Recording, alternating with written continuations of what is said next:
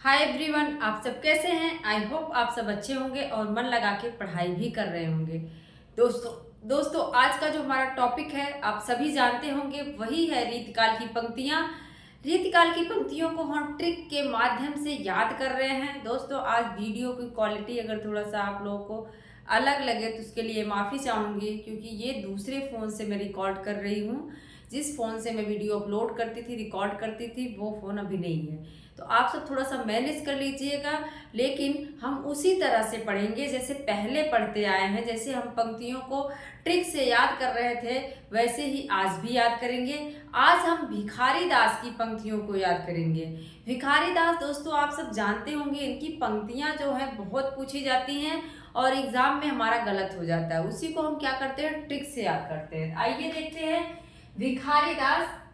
भिखारी दास वैसे अगर देखा जाए तो इन्होंने जो छंद का विश्लेषण किया हुआ है, कहते हैं कि बहुत ही सूक्ष्म विश्लेषण किया हुआ है इन्होंने। तो इनकी कुछ रचनाएं हैं, उसको देख लेते हैं। पूछा जाता है श्रृंगार निर्णय किसका है, एक मिनट। श्रृंगार पूछ लेगा, श्रृंगार निर्णय, निर्णय वाला जो रचना है इनकी है। क्या है, श्रृंगार निर्णय है। इसके बाद छंदाड़ो पिंगल, क्या है, छंदाड़ो, छंदाड़ो पिंगल, ये कैसी है, छंद शास्त्र से संबंधित रचना है। और भी इनकी रचनाएं हैं। छंदाड़ो पिंगल हो गई।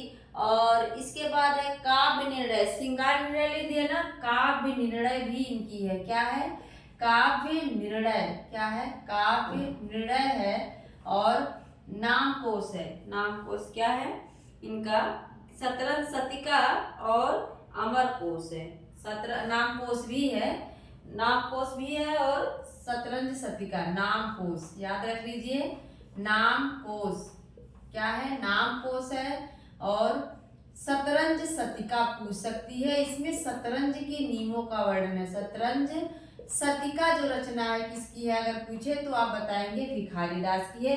वैसे हमने भिखारी दास की रचनाओं को भी ट्रिक से याद करवाया है। अगर आप लोग को देखना चाहे तो जाके वीडियोज में सर्च करके देख सकते हैं।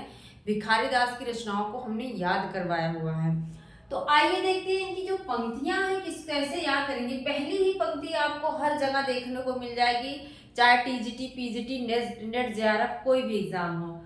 तो यहाँ पे क्या है, काव्य की रीत सीखी, सुकबीन सुदेखी, सुनी बहुलोक की बातें। काव्य की रीति सीखी, सुकबीन सो देखी, सुनी बहुलोक की बातें। हम क्या करते हैं, कुछ शब्दों को उठाते हैं और कवियों से रिलेट करते हैं।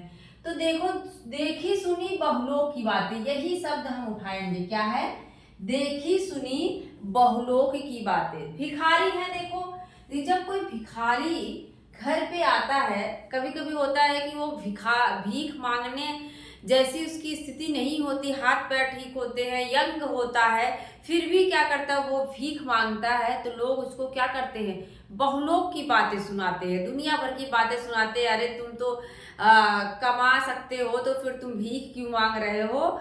वहीं से हम रिलेट करेंगे, देखी सुनी बहुलोक की बातें। जब कोई भिखारी जो है आता है मांगने, तो उसको बहुत सी बातें सुनी, बहुलोक की बातें, उसको बहुत सी बातें सुननी पड़ती है, बहुलोक की बातें सुननी पड़ती है। अब मुझे लगता है आप लोगों को दिक्कत नहीं होगी। देखी सुनी बहुलोक की बातें, तो देखता सुनता सुनाते सब लोग किसको है, बहुलोक की बातें, भिखारी दास को सुनाते हैं, भिखारी को सुनाते हैं। इसके बाद देखो ये कहना चाहते हैं, ब्रज भाषा हेतु ब्रजवास ही ना अनुमानो, ऐसे ऐसे कबीर की बानी हूँ सो जानिए। इनका कहना है कि जो ब्रज भाषा के प्रसिद्ध कवि हुए हैं, ब्रज भाषा को बहुत अच्छे ढंग से लिखा है, इसका ये मतलब नहीं है कि वो जो है ब्रज का होना चाहिए, ब्रजवासी होना चाहिए, ऐसा नहीं है। अलग अलग क्षेत्रों के लोग भी, अलग अलग जगहों के लोग भी ब्रज भाषा को बहुत ही अच्छे ढंग से क्या करते हैं, लिखते हैं। तो इसका यही अर्थ है। अब इसको याद कैसे करें, ब्रज भाषा हेतु ब्रजवास ही अनुमानो, ऐसे ऐसे कवि की बानी सो जानिए, ही ना अनुमानो। क्या करते हैं सब लोग, कोई भी भिखारी आता है देखो उसको देख के अनुमान लगा लेते हैं। क्या करते हैं हम, किसी भी भिखारी को देख के हम अनुमान लगा लेते हैं कि ये जो है पक्का ले जाके सारा जो राशन मिल रहा है, गेहूं चावल मिल रहा है, उसको पक्का ले जाके दुकान पे बेचेगा और पैसे लेके खा जाएगा। क्या करते हैं हम, भिखारी को देख के क्या करते हैं हम, अनुमान लगाते हैं। अनुमान किसको देख के लगाते हैं, भिखारी को देख के लगाते हैं। तो किसकी पंक्ति हो जाएगी, भिखारी की। वैसे इसकी पंक्ति हमने इसका अर्थ बता दिया, तो आप लोगों को याद हो जाना चाहिए कि इसका अर्थ मैंने बताया था। और ये किसकी पंक्ति है, भिखारीदास की। भिखारीदास ब्रज भाषा पे बहुत सारी जो है लाइनें लिखते हैं। तो इनका कहना है कि जो ब्रज भाषा का प्रकांड विद्वान है, जरूरी नहीं है वो ब्रज का वासी हो। बहुत सारे ऐसे कवि हुए हैं जो ब्रज के नहीं हैं, लेकिन फिर भी ब्रज भाषा में प्रवीण हैं। तीसरी जो हमारी पंक्ति है, आगे के कवि रिझ हैं तो कविताई ना तो राधा कन्हाई सुमिरन को बहाना है।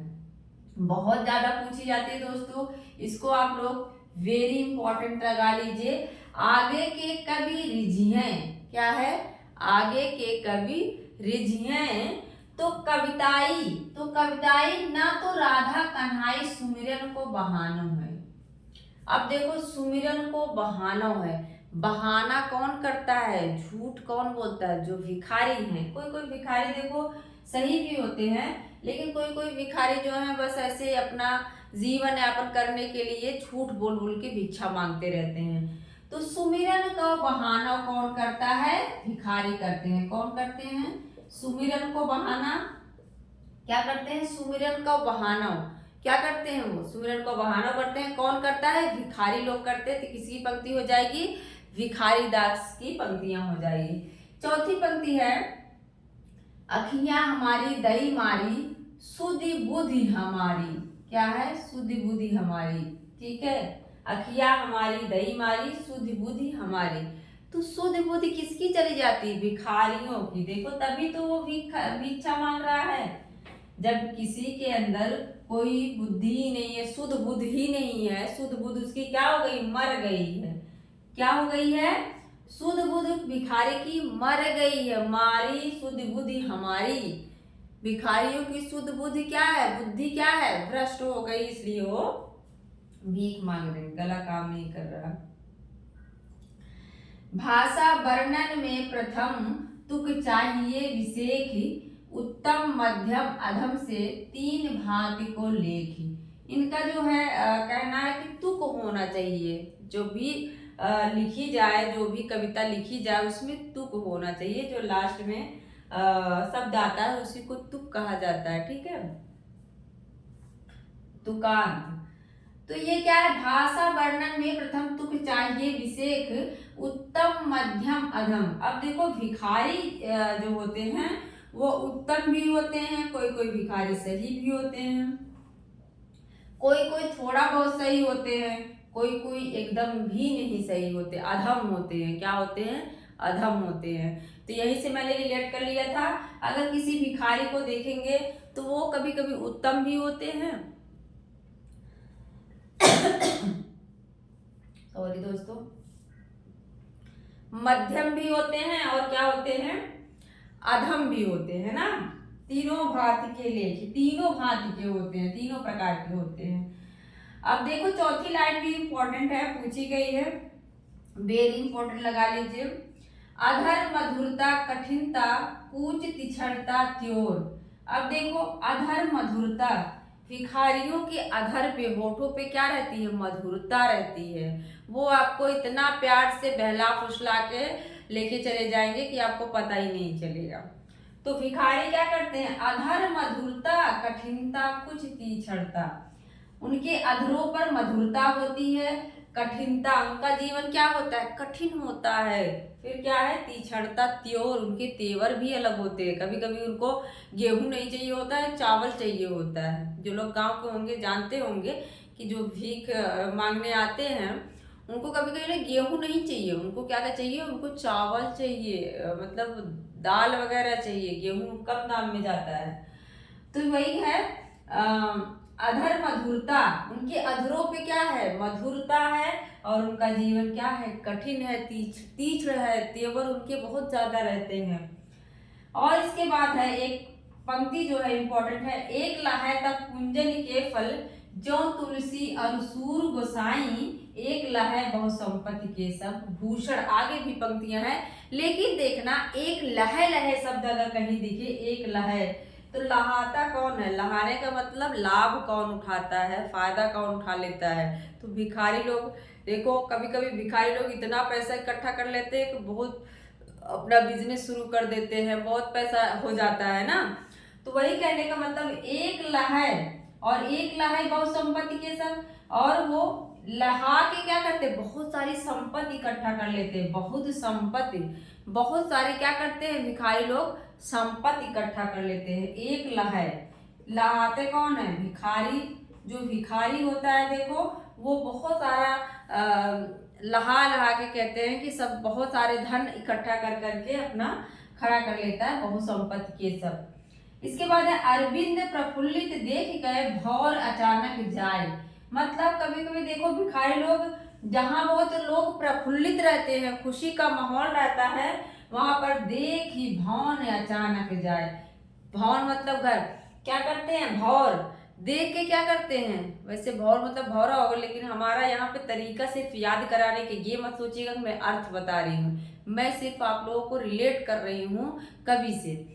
क्या है, देख के भौर अचानक जाए, यहाँ से याद कर लो कि जो भिखारी लोग होते हैं, देखेंगे कहीं कोई प्रफुल्लित है, खुश है, खुशी का माहौल है, वहां पे उसके भौर में चले जाते हैं मांगने के लिए। क्या करते हैं, अचानक देख के भौर अचानक जाए, उसके घर में क्या करते हैं, अचानक वो चले जाते हैं। एक बार फिर से फटाफट देख लो, भिखारी हैं, इनको देखी सुनी बहुलोक की बातें, बहुत लोग की बातें सुननी पड़ती हैं, भिखारी हैं।